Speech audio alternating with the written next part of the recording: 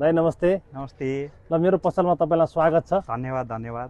ल दाइ आइदिनु भयो, आज खुसी लाग्यो। हजुर। कताबाट घुम्दै आउनु भएको आउन चाहिँ? आज तपाईलाई नि भेट्न आएको। भेट्नै आएको हो? भेट्नै आएको। ल आज एउटा टिकटक हजुर बनाऊ है दाइ। तपाईले प्रश्न सोध्नुहुन्छ, गिफ्ट सिफ्ट दिनुहुन्छ भन्ने मैले प्रश्न गर्छु दाइ तपाईलाई, हैन? दुईटा प्रश्न गर्छु। ल अरूलाई एउटा गर्थे, हजुरलाई दुईटा गर्छु। दुईटै प्रश्न मिलाउन सक्नुभयो भने एउटा खतरै उपहार दिन्छु। ल हजुरलाई खुलै आउँछ है, एकदम खतरा। ल यो आज विशेष उपहार। ल एमआरपी राखेको, यहाँ एमआरपी राखेको छ तपाईको 18,000। यसमा 3 पिसको सेट छ। यो 18,000 को उपहार तपाईलाई दिन्छु। ल ल तर प्रश्न चाहिँ दुईटै। प्रश्न दुईटै प्रश्न मिलाउनु पर्यो, एउटा मिलाएर भएन। अलिकति सजिलो सोध्नु। रेडी हुनुहुन्छ? सजिलो सोध्नु। सजिलो त एकदम इजी, एकदमै इजी। इजी नै सोध्दा 18,000 त यसो आउला जस्तो गाह्रै छ। ल प्रश्न गरौँ, तयार हुनुहुन्छ? एकदम एकदम ढुक्कसँगले खेल्नु भयो हुन्छ, कुनै उमान्नु पर्दैन। पानी खान त पाइन्छ नि? पानी खान पाइन्छ दाइ। ल ओके, ल पानी खानुस्। प्रश्न यस प्रकार छ। Thank you. प्रश्न यस प्रकार छ, यसपालिको विजया दशमी कुन महिनाको कति गते परेको छ? महिना र गते भन्नुभयो हुन्छ। ल यसमा चाहिँ आधा लगेज आयो है।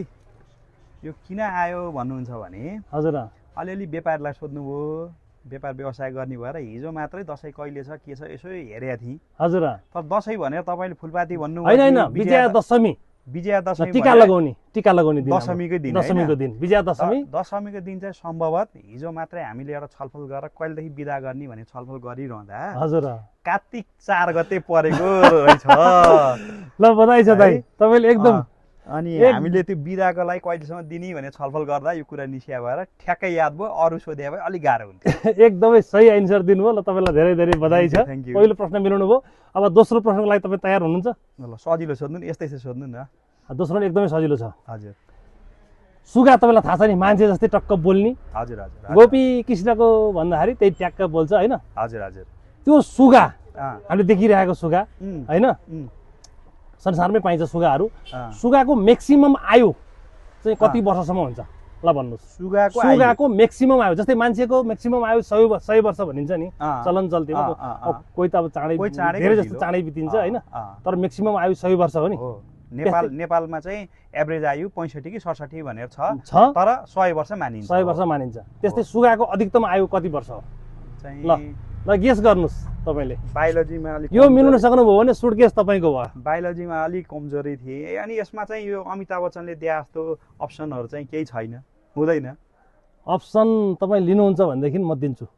अप्सन लिनुहुन्छ? ल ल अप्सन पनि दिन्छु, म तयार छु। ल अप्सन दिनुहोस्। अन्ध्यारोमा हान्ने तिर हो।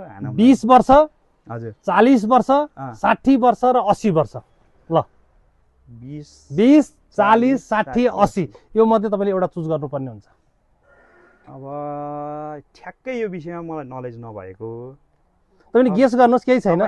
मिल्यो भने तपाईँले सुटकेस पाउनुभयो, मिलेन भने पनि केही छैन। तपाईँले प्रश्न सोधेको हिसाबले सोच्दै जाँदा 20 त पक्कै होइन, किनभने 20 प्राय जनावरको एज हुन्छ। त्यो 20 त पक्कै होइन होइन, कता कता 40 पनि होइन जस्तो लागेको छ। सबैभन्दा बढी आयु बाँच्ने कछुवा हो मैले सुने, जानकारी भएको। कछुवा त 300 वर्षसम्म बाँच्छ भनिन्छ। थाहा भएन। अब यो 60 र 80 मध्ये एउटा हो। अब 60 र 80 मा चाहिँ एउटा गेस गर्नुपर्ने भयो। 60 र 80 मा एउटा गेस गर्नुहोस् है। एउटा गेस गर्नुपर्ने भयो।